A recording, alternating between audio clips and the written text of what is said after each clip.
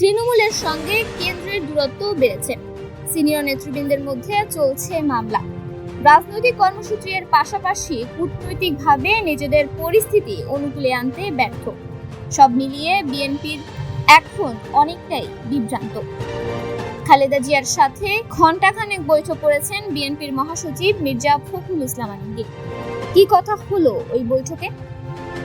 বিএনপির চেয়ারপারসন বেগম খালেদা জিয়ার সঙ্গে দেখা করেছেন দলটির মহাসচিব মির্জা ফখরুল ইসলাম আলমগীর। বৈঠকে তিনি দলের সার্বিক বিষয়ে দলীয় প্রধানের সঙ্গে আলোচনা করেন। 25 এপ্রিল বৃহস্পতিবার রাতে চেয়ারপারসনের গুলশনের বাসভবন ফিরোজায় এই বৈঠক অনুষ্ঠিত হয়। রাত 8টা 20 খালেদা জিয়ার বাসভবনে যান বিএনপির মহাসচিব। রাত 9:15টার দিকে তিনি বের হয়ে আসেন। জানা গেছে, বিএনপির চেয়ারপারসন খালেদা জিয়ার খোঁজ খবর নিতেই মির্জা ফখরুল ইসলাম ফিরোজায় গিয়েছিলেন। তবে প্রায় ঘণ্টাব্যাপী এই বৈঠকে কি কি বিষয়ে আলোচনা হয়েছে বিএনপির পক্ষ থেকে তার বিস্তারিত কিছু জানানো হয়নি।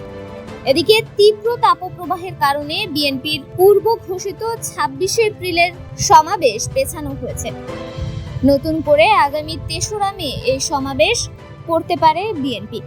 দলীয় চেয়ারপারসন খালেদা জিয়া সহ দলীয় নেতাকর্মীদের মুক্তির দাবিতে নয়াপল্টনে কেন্দ্রীয় কার্যালয়ের সামনে এই সমাবেশ করার কথা ছিল, কিন্তু তীব্র গরমের কারণে সমাবেশ পেছানোর সিদ্ধান্ত নিয়েছে দলটি।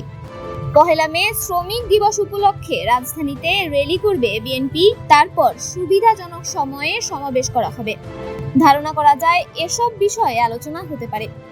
অন্যদিকে বিএনপির তৃণমূলে বাড়ছে ভোটমুখী প্রবণতা।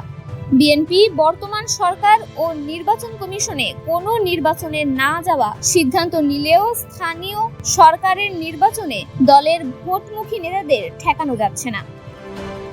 বিএনপির দলীয় সূত্রে জানা গেছে, সিদ্ধান্ত অমান্য করে জাতীয় সহ স্থানীয় সরকারে ভোট করার জন্য গত কয়েক বছরে দল ও অঙ্গ সংগঠনের পদধারী 400 নেতাকে বহিষ্কার করেছে বিএনপি। এর মধ্যে দ্বাদশ জাতীয় সংসদ নির্বাচনে অংশগ্রহণ করা শতাধিক নেতা রয়েছেন।